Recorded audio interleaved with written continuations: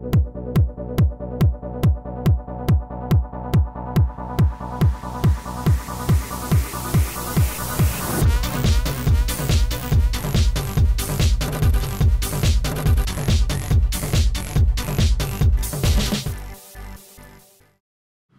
geez. We're right in the middle of launching a new platform. It's a crowdfunding platform for startups called Fundable.com, which was made possible with some of the recent legislation that passed. And you were actually at the White House during the signing of the bill, so you know it well.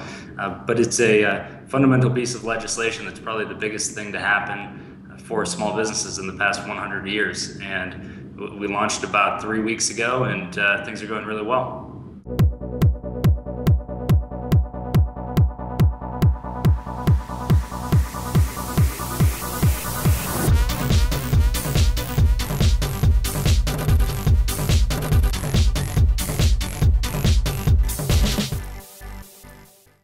Yeah, I did. My parents started a business, an office furniture business, about 25 years ago. And what was cool for me growing up was that I was involved from the very early stages of a business and in manufacturing, a lot of menial jobs from the time I was about 5 years old, the Wow. whole way through, every spring break, every summer, I was working. So on top of that, I Wow. would do my landscaping, but I learned how to work hard very early on in life, and I think that was very helpful for me because I certainly developed a hard work ethic, good work ethic.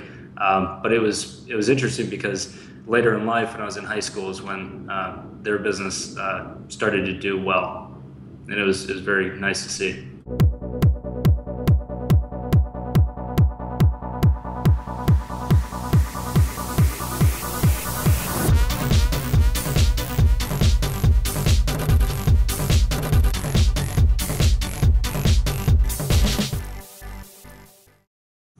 I think I was fortunate to have parents that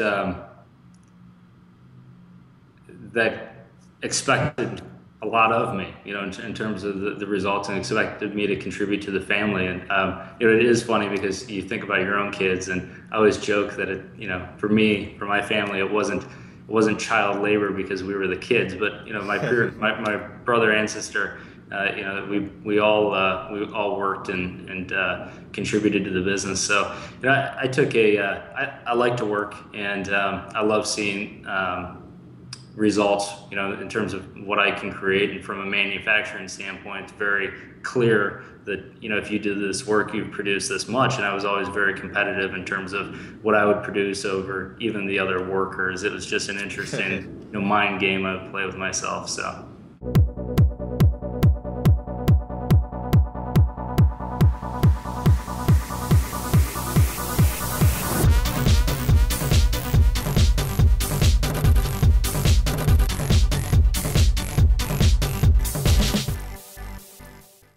Yeah, at that point, I had already committed. I knew I wanted to be an entrepreneur, and it was finding the right opportunities Yeah. moving forward. So the biggest thing for me was having opportunities that I could focus on long term. What I found is that helping others bring their ideas to market is really my passion, and I love helping other entrepreneurs. And I've done a ton of it for free over the years, and fortunately, I've then locked into businesses where we can do this and do it at scale. And Yeah. to me, there's nothing more exciting than people that are bringing their ideas to market, and all the passion and energy they have behind that. And it is seeing the results of that as well, and how you can help them. It's just truly inspiring. So I love it.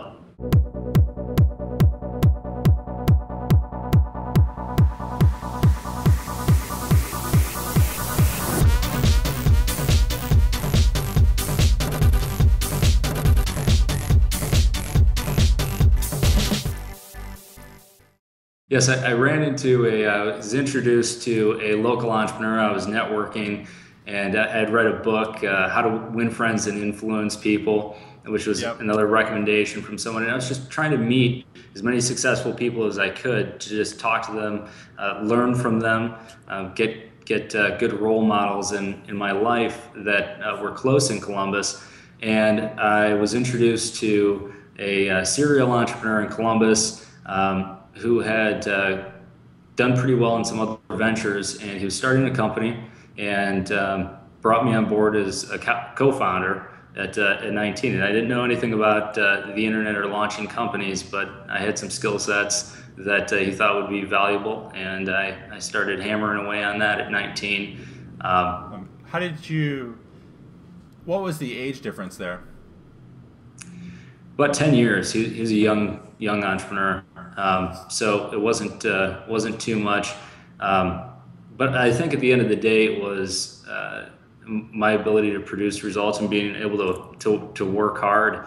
I was going to school full time in an honors program, and I would sometimes fall asleep at the desk at the office at the little incubator we were at, and I think I slept there a few nights too. So it's just being willing to put in the time and the effort to learn new skills and produce results.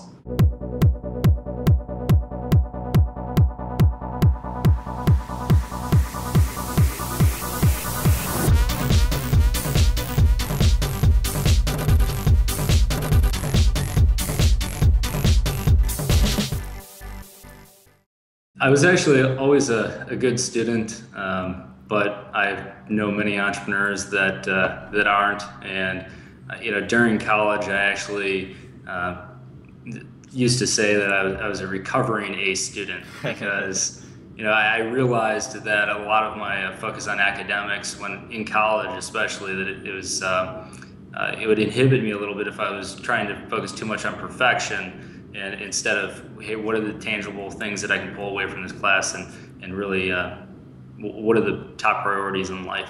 So I went to Ohio State. I was in the honors program. I ended up doing a specialized major at Ohio State. So that's my background.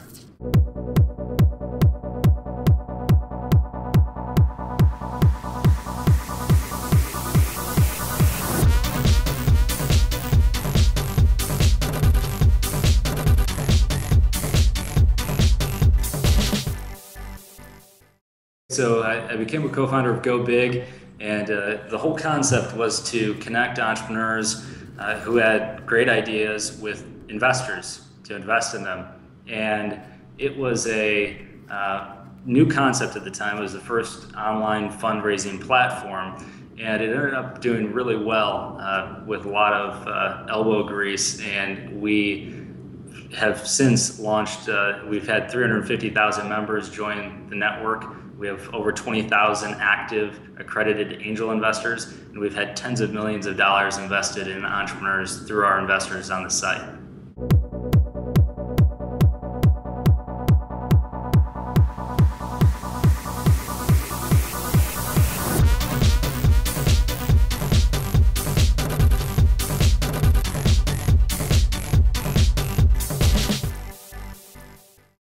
I think that more mentorship and more programs like these that show students that things are possible. None of the entrepreneurs that have been successful are really that special, aside from the fact that they've developed a mindset, they're willing to focus and work hard and be persistent past failures.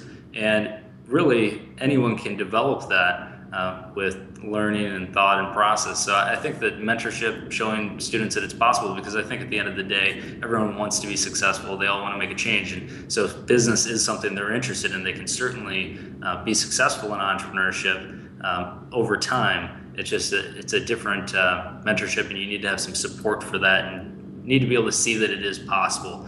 And right. So.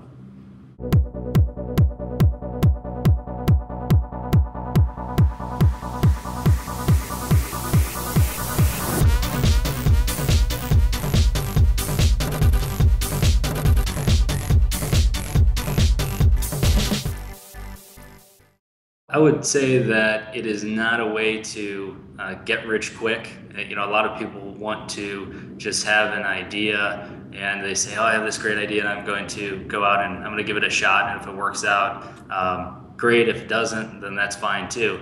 But the problem with that type of approach is that you won't be successful with that kind of approach. So it's really important to decide why you want to be an entrepreneur, if that is a goal of yours, and then realize that it's going to take years and multiple ventures to probably get the success that you want. Right, You right. learn from every failure. And I like to look at entrepreneurship as a lever to achieve things that are bigger than you'd be able to move on your own. Being able to create bigger results with teams and things that you can't do as an individual. You can create a lot of great results by creating a system. It's really building an engine to produce great results.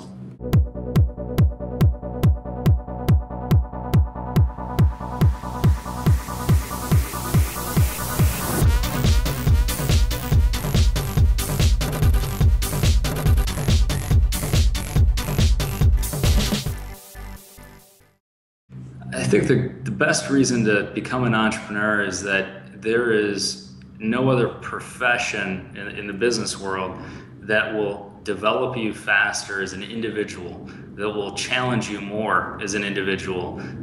It provides a lot of obstacles, and a lot of, with those obstacles, a lot of opportunities to improve, to grow, to become better, and to offer more.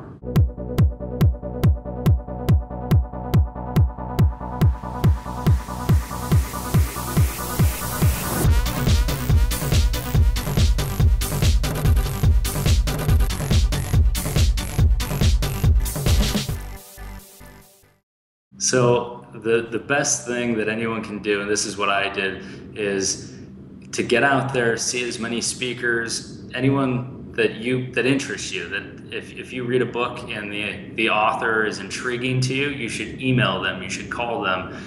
If you see a speaker, wait until the end of the speech, go up and meet them. If people are willing to spend time with you, to have lunch with you, to teach you things, and so many people don't take advantage of it. You just ask for a phone call, ask for that email. Entrepreneurs are kindred souls, and I like to think of it as a large fraternity. We're all willing to help each other out, and I've certainly been pulled along by a lot of entrepreneurs when I was early in my career, and I still have mentors, and I still wait until the end of a speech and go up and ask if I can have their card and ask if I can take them out to lunch. And it's amazing what you can learn from individuals and the relationships you can develop as a result of just a small action, not a lot of friction. And actually, that's how Michael and I met.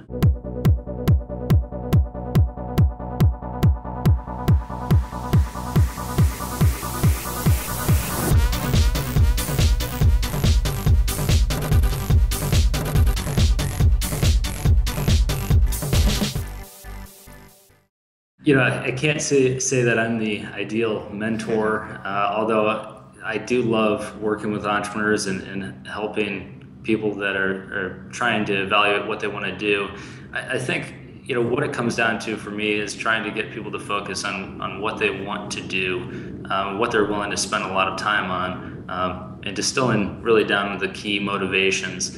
And as far as what makes a good mentee, I think that a lot of people I've worked with, even though it's always a fraction that end up progressing forward, it's a lot of it's cadence. I think that people have different stages of their lives, and some people are in a good stage to start a business, some aren't, and you need to have a pretty stable life to start and grow a business, and have a lot of things worked out on a personal level. So, I think that's really important, is to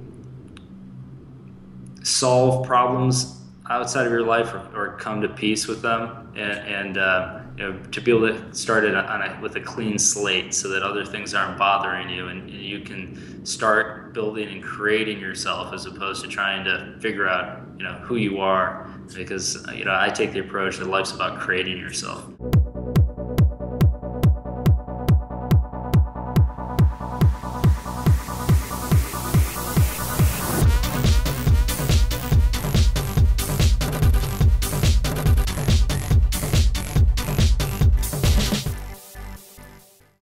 Yes, and being willing to focus on something. So I always recommend that people take a piece of paper and write out all of their interests, whether it's healthcare, or energy, or technology, the internet, and really try to start distilling down what they want to spend time on, what naturally interests you, what naturally intrigues you, because it's going to be those natural interests that really will keep you moving forward.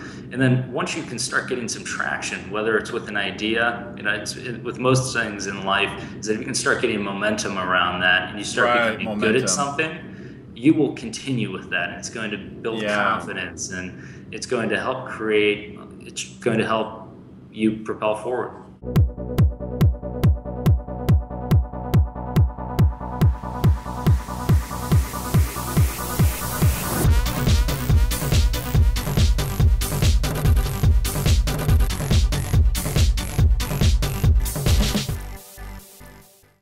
Warren Buffett has always been someone that I've admired because he's been able to sustain relevance through a very long career, and he's continually grown slowly, steadily, and with a lot of discipline. And Mm. I admire that discipline. I'm not always as disciplined as an entrepreneur. I've taken big swings at things in the past, and I really admire his discipline. And in Snowball, he really talks about just gaining that momentum and starting to build. In his words, being able to start building your investments, but it really has a lot of parallels with entrepreneurship in terms of slowly getting momentum and building and growing and persistently pursuing something.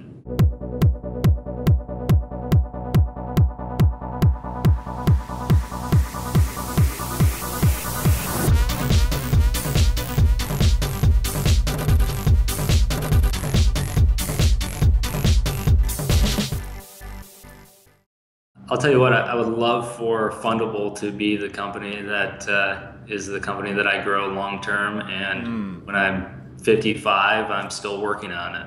I think that being able to launch companies, and with this piece of legislation, I think it will have a tremendous amount of impact on entrepreneurs and our economy as a whole. And I would love to spend my career building.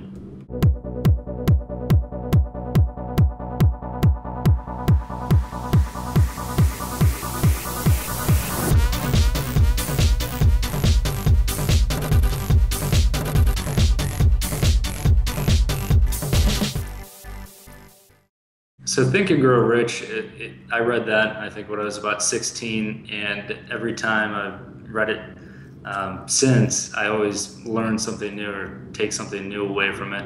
But the key lesson is just being able to focus on one thing, and the results you can get by having a definite major purpose. So, deciding what your purpose is in life, and pursuing it. And that can change, but it talks about the power of being able to set one, at least for the time being, and pursue that, and move forward within the results you can create with that.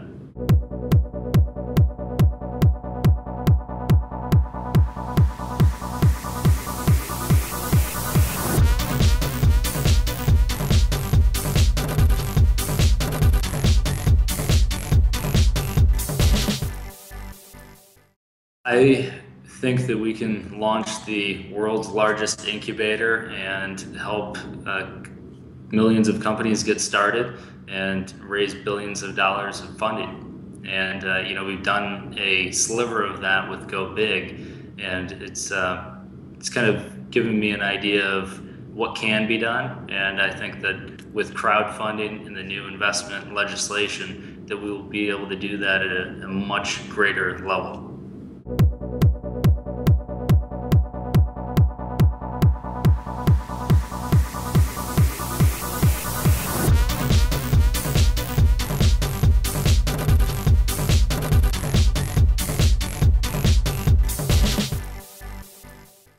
Up until now, the current legislation from right after the Great Depression until 2012, it has been illegal to publicly talk about raising capital for your company. So its investments in startups has been limited to accredited investors. making investments in these companies, and that's about 1% of the population. It's very, very small. Actually, it's less. It's 1% of 1% of the population. Very, very small number.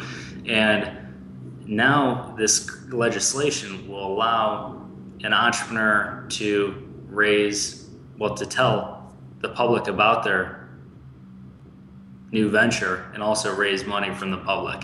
So it will open up trillions of dollars in funding for entrepreneurs, and I believe it will act as a major catalyst to help entrepreneurs launch lots of innovative projects and be able to really make it more feasible for entrepreneurs to launch companies. And I think it's just going to have a tremendous impact on our economy and millions of people's lives.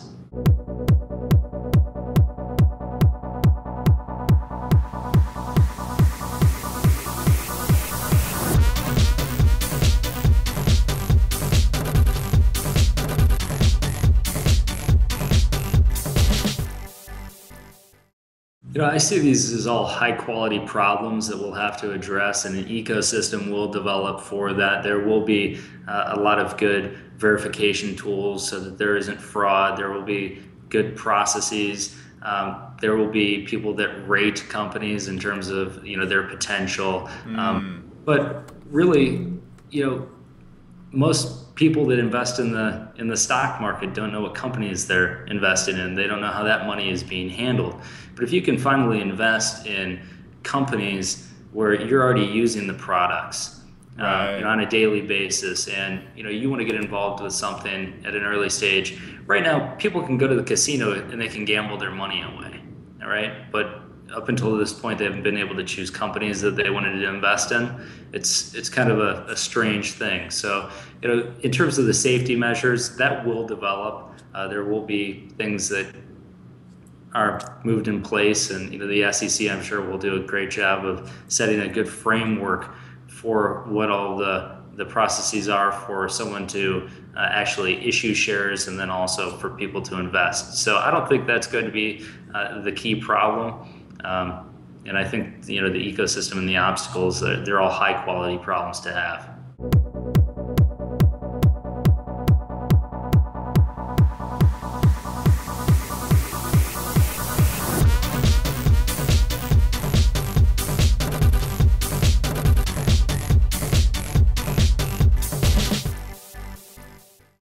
I think it means a lot of disruption. I think it means a lot of innovation. People being able to get the access to idea stage capital that maybe they don't currently have. Right now, we have about 6 million companies a year in the United States that get started. And it's actually a fairly large number. It's more than that. It's about 565,000 per month.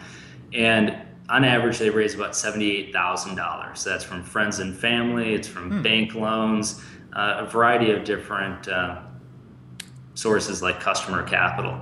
And what crowdfunding will do initially is make that capital, access to that capital, easier. So there will be less friction in doing that. Right now, people are actually going to their uncles and asking for a check for $5,000.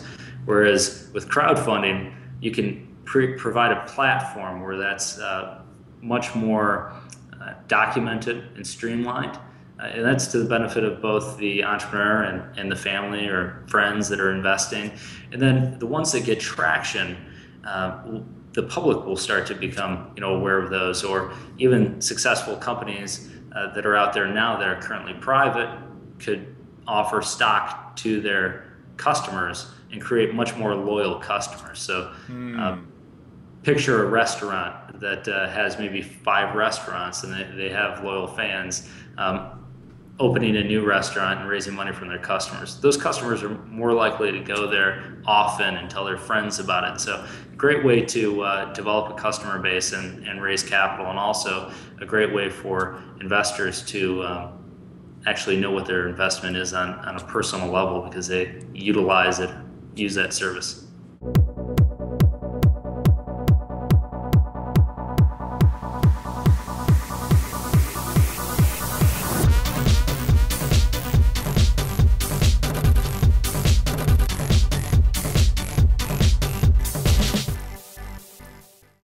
I think there will be both. I think that it'll be very similar to small cap and large cap stocks now. You're going to have companies that are already doing well and they need to expand, and they would prefer to raise their money from the public and have loyal customers, or just be able to stay debt free and be able to have equity investors that they're paying a dividend to, as opposed to taking out large bank notes, and be able to grow their businesses that way. That will be a little less risky because they're already a profitable company, they're expanding, they're using the capital for expansion. And then you're going to have companies that are high tech startups that will be more risky. And I think diversification is always good, with investments. I think originally the investment capital that is available to entrepreneurs will be the friends and family capital that's going to continue to be there. This will provide a better way to manage that investment.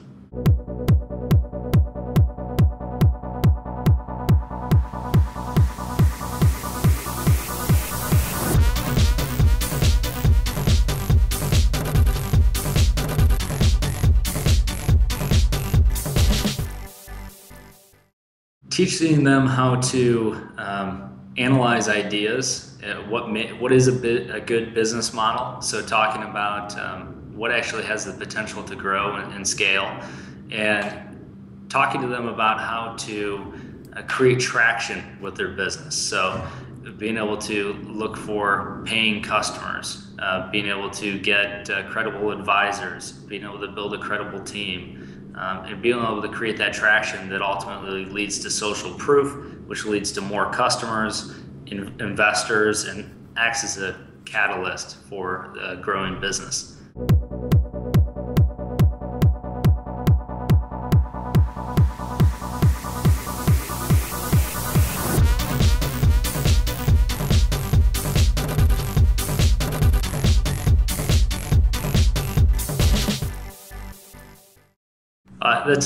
That's a great point. I think that it is such a great way. I think that it can be used to help show how to launch a company. Utilizing this new platform in the legislation.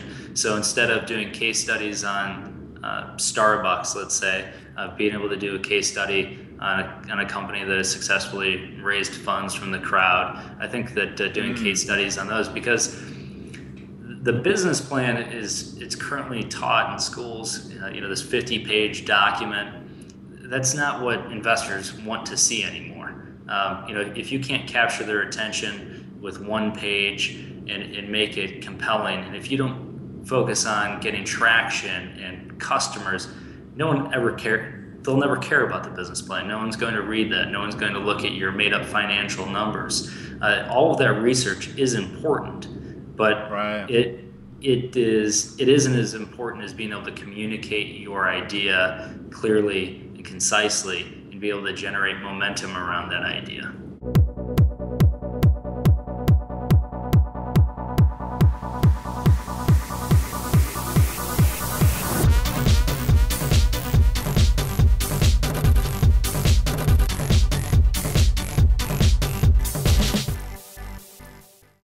Don't throw stones at me.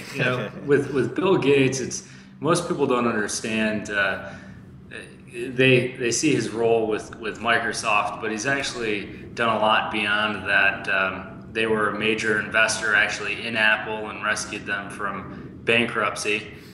They have played a very large role in the development of computing, and on a personal level, what he's been able to do with his money over the years as a philanthropist has been absolutely incredible. The impact he's been able to have by utilizing the wealth he created through a business and being able to have a continuous impact on society. And he has done just recently. They've had all of these successful results with malaria, and it looks like the vaccines he's funded are actually going to wipe out malaria, which, what an amazing achievement that is. So that's why he's on there.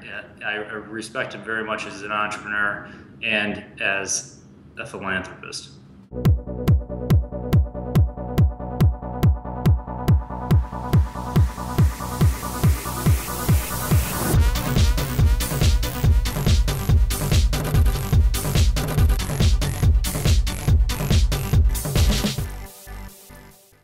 So Ray Kroc is on there because he's a great example of someone that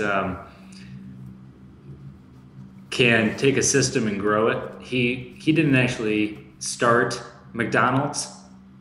He bought a franchise, licensed it from the McDonald's brothers, and was able to scale that system because he looked at the business fundamentals and knew it was a good business model and scaled it out. So I respect his ability to grow a business very much.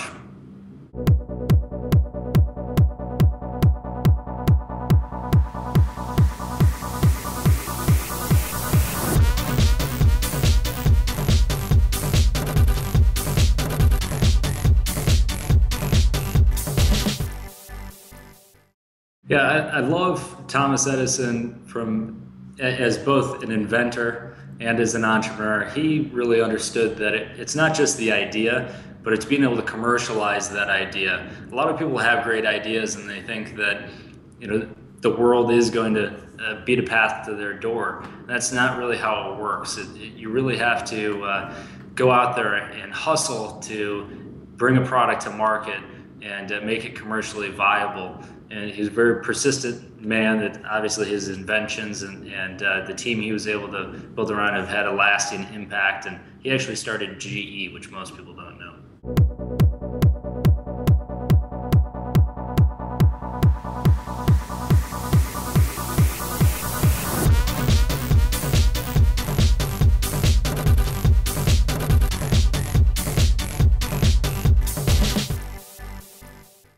Biggest challenge for me was a business venture I launched that was around a technology we had licensed from a patent owner, and we ended up building an amazing team around this product, and it had a ton of viability to really change energy usage in this country.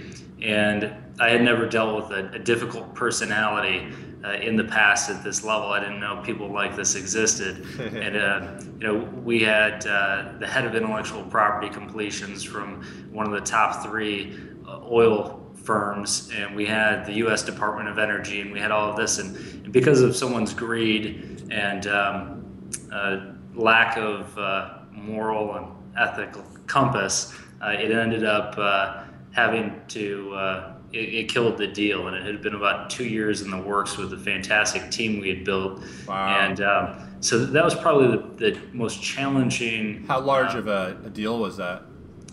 We had over $1 million in purchase orders for this project, but it was a technology that actually extracted more oil from the ground. So it had a huge impact. It would have had a huge impact on the economy, and it still will. It's still out there, and it'll transpose. But it was a difficult situation.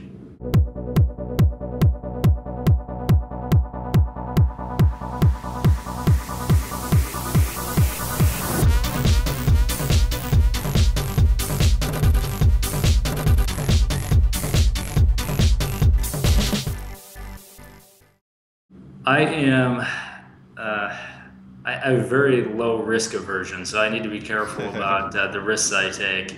I like to go after big problems and try to solve them.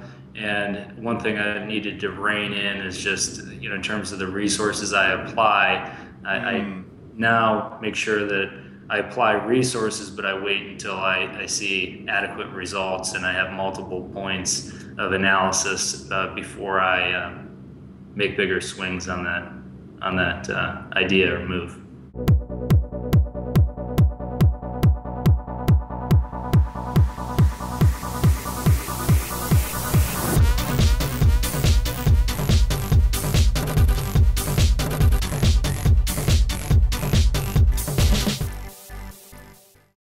So with Go Big, we really walked through the steps of doing fundraising, having this online funding platform from scratch. There was no case law with the SEC. no one had done it before. So, we actually had to work with the SEC to develop the process we have now, where an accredited investor signs up, they go through the accreditation process, we have to approve them, and the entrepreneurs can post their fundraises, but it's only viewable by accredited investors. So we had to create this process, and while it doesn't sound all that complicated, and it's not, it took a lot of time to develop it. But it really limited the results that we could create for entrepreneurs because it was so limited to accredited investors. We've had a tremendous amount of success with that.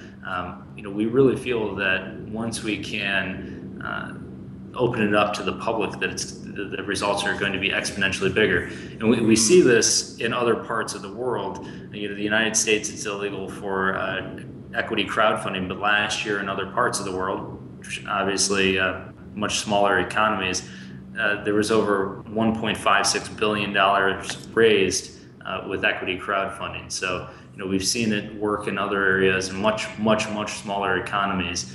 And we think this is just going to be a fantastic time for entrepreneurship. And I really don't think there's a better time in history to start a company than it will be over the next year or 2 years. I think it's going to be an amazing time to start a company.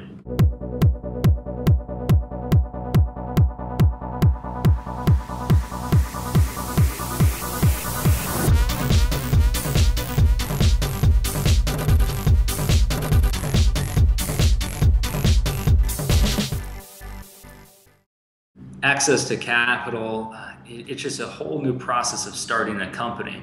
When someone can post an idea and either get funding for it or not get funding for it, either way they're benefiting. So if someone can put their company up and try to raise capital for it, and they've done everything they can do for it, they probably shouldn't have started that business in the first place. And it's going to save them 2 years of their life, and they can go on to the next idea, right?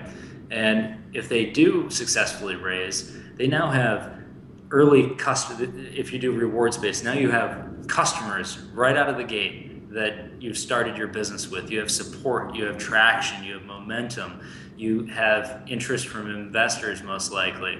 If you're doing a rewards based raise, if you're doing an equity based raise, you already have people that are willing to invest in your company. They're talking about it, that can connect you with potential distributors, manufacturers, other customers, talent. So it's an amazing thing because it really reduces so much of the friction that we currently have as entrepreneurs now.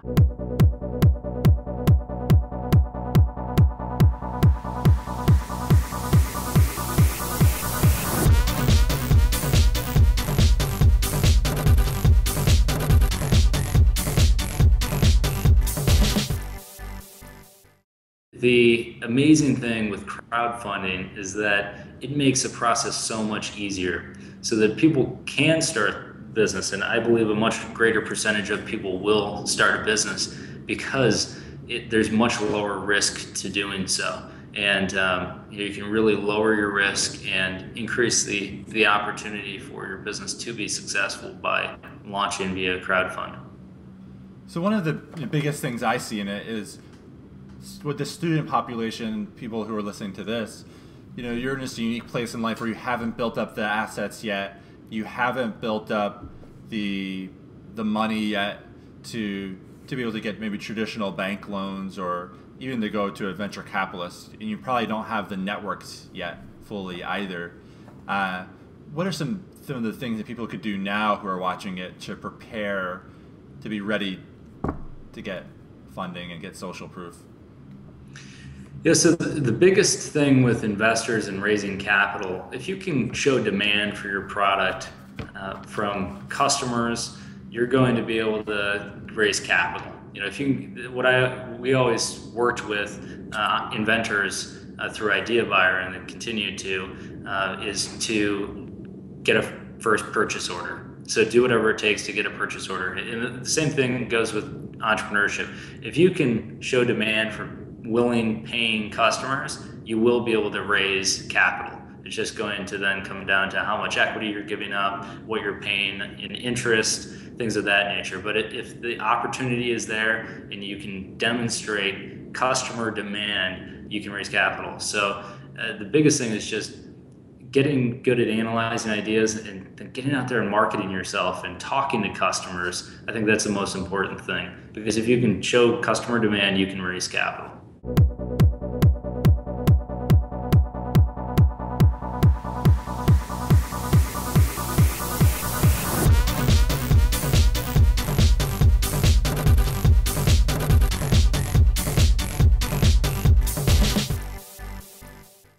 The best advice I could give would be to narrow your interests down to just a few and come up with a business idea around one of those. So a natural interest, come up with a business idea around that and then go after it. And don't look at other opportunities while you're pursuing that one, and just commit to a certain amount of time that you are going to start from here working on your business idea, and you've already evaluated that it's a good business model, the whole way to, for example, you could do a crowdfund and see if there's demand for it, but push the whole way through and give it all you have to launch your company. So focusing on one opportunity and pursuing it with 100% focus.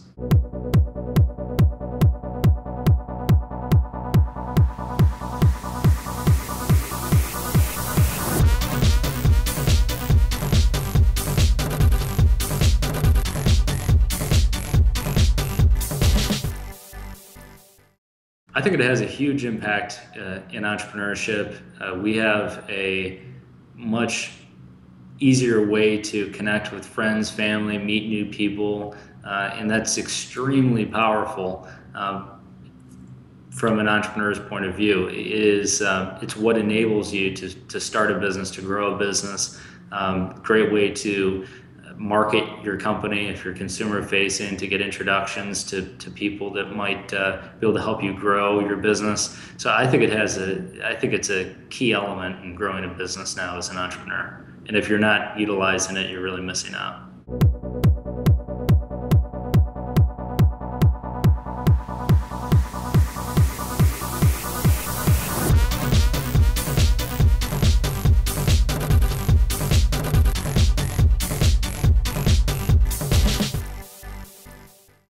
It's a fantastic movie.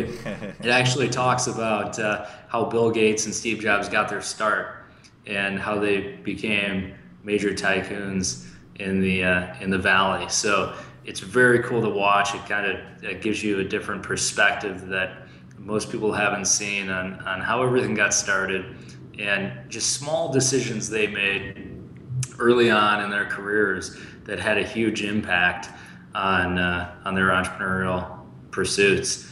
And what's amazing about it too is that it also demonstrates the importance of timing and luck in launching a business, which I think is important for all entrepreneurs to see, that it's not always, luck and timing have a big role in terms of deciding whether or not you're going to be Bill Gates or Steve Jobs.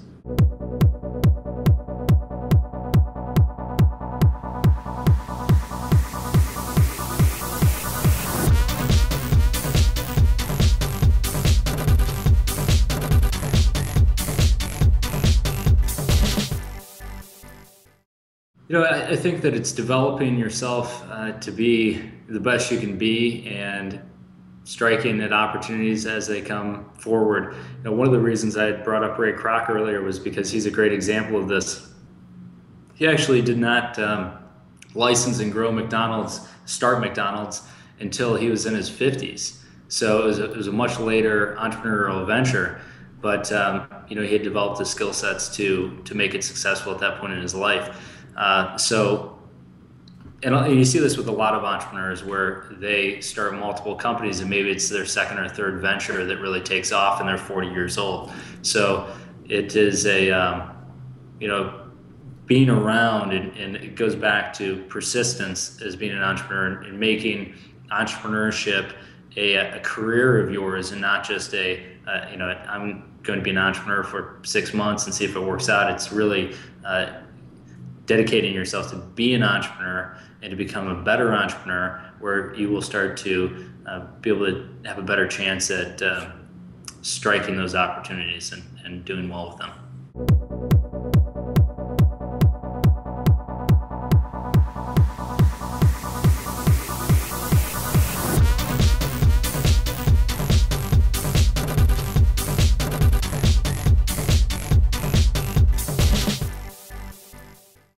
I love the Aviator because it really demonstrates that with the proper funds, you can do whatever you want to. You can really pursue your dreams, and it just takes one venture. It doesn't take a home run. It just takes a base hit, a double, a triple, even a single will help you do whatever you'd like in the future. It creates a system. So it only takes one venture to do even decently well, and it will change your life. It will make sure you never have a house payment again, never have a car payment again.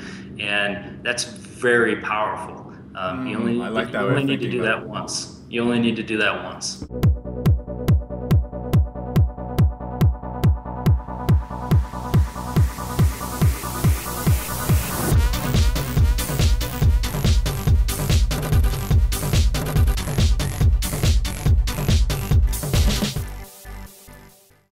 Wall Street. I love this movie because you always see stockbrokers and people that are trying to get rich quick that love this movie, and I love it for a lot of reasons too.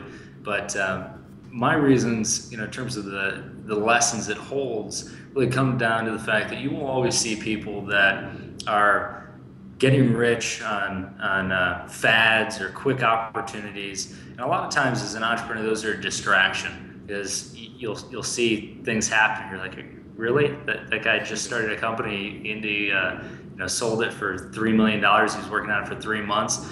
That's not how life really works. Those are outliers, and people like that will come and go like thunder and lightning. So don't let that be a distraction. Focus on long-term growth and building value and becoming a good person that knows opportunities and can take advantage of them, but really creating something of value long-term.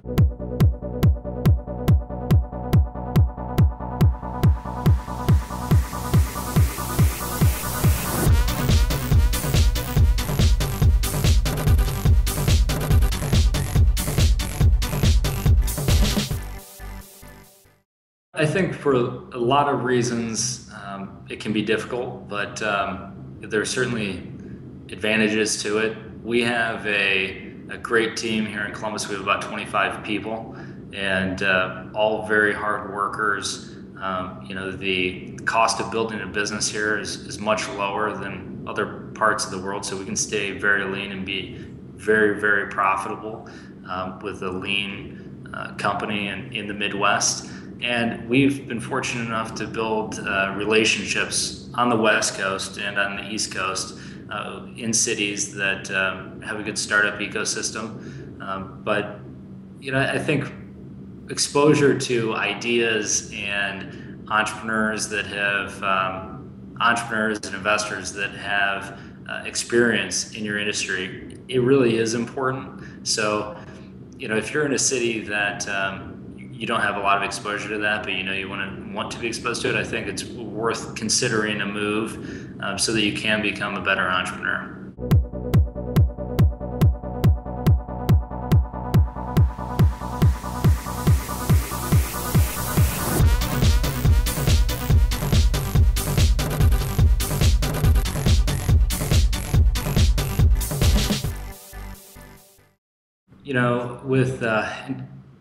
With the balance side of it, I try to focus on important things. So being involved with important things, I rarely miss, key events with my family. So for Thanksgiving and Christmas, I'm always there. For birthdays, I always do something for birthdays. I try to be there really when it counts and when it's very important. And also when I'm needed, that's another benefit about entrepreneurship is that when things do come up, you're able to have flexibility in terms of what your schedule is because you control it. So, Yeah. it's nice in that regard, in that when things come up or if things are important, I can have a very flexible schedule. I vacation quite a bit, so I run very hard, but at our companies, we actually don't, for any of the employees, we don't even keep vacation or sick time because we believe a lot in relaxing when the time's appropriate, and we don't hire people that we feel would abuse it. So, we have developers that have probably taken 6 weeks of vacation this year, but Wow, very that's very amazing. well deserved, because they were grinding hard and delivering great product. And you need rest and relaxation. So it's just that's a good way to recover.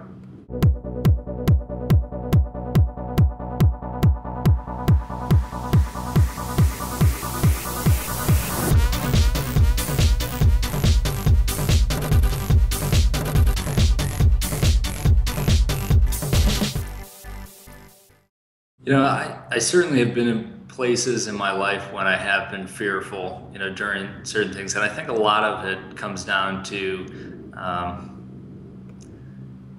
just becoming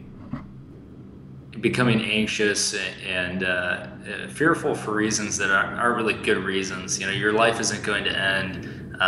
You have the opportunity to always start over. We're in a fantastic country. And at this point in my life, I have a lot less of that. But yeah, certainly when I was one of probably the most fearful time of my life was when I was starting Idea Buyer initially, but then it's just taking that step and building momentum, and that fear quickly dissipates. As you just build momentum and create traction, it quickly dissipates. So your fear is just a signal that you need more information, and as you get that information and you start to have good signals that eventually will be successful, that fear will dissipate, and it's good.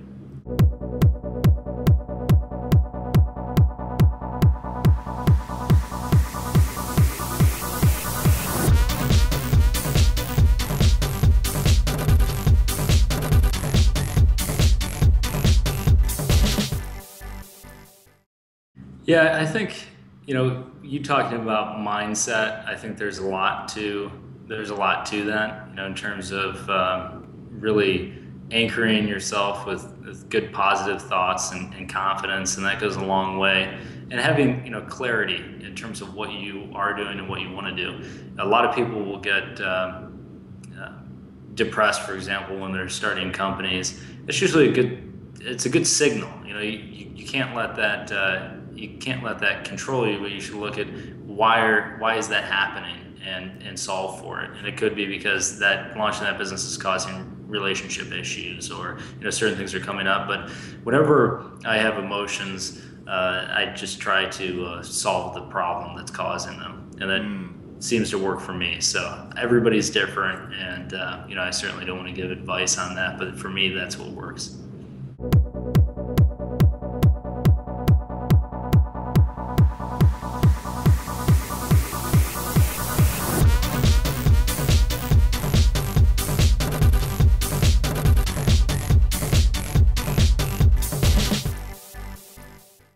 I do. I try to evaluate my day every day, at the end of it. So I actually keep a little note pad on my phone that I take notes and kind of a quick summary of the day, of what I did. And if something keeps coming up in that, I use that as a good signal that I need to account for it, whether that's something I've been thinking about that I haven't gotten done, something that I'm anxious about, someone that I want to reach out to that's been on my mind. So I usually use that as a good way to schedule solving those problems. But yeah, I try to recap every day, and it's helpful for me.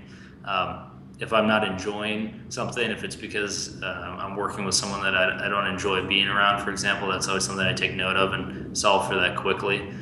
So it's I think it's important because unless you measure what's going on in your life, you can't control it that well.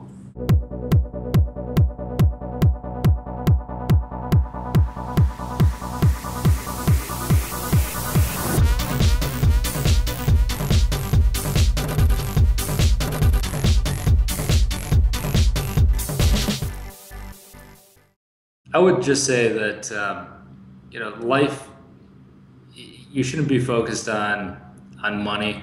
Be focused on something that you really believe that you would be proud of in terms of creating or building or achieving, and look at what you can produce, what value you can produce, and how you can change other people's lives, something that you can truly be proud of and that your children can be proud of, and focus on going in that direction, whether that includes entrepreneurship or not. But focus on something that truly has attracts you naturally, that you're naturally interested in, and pursue that.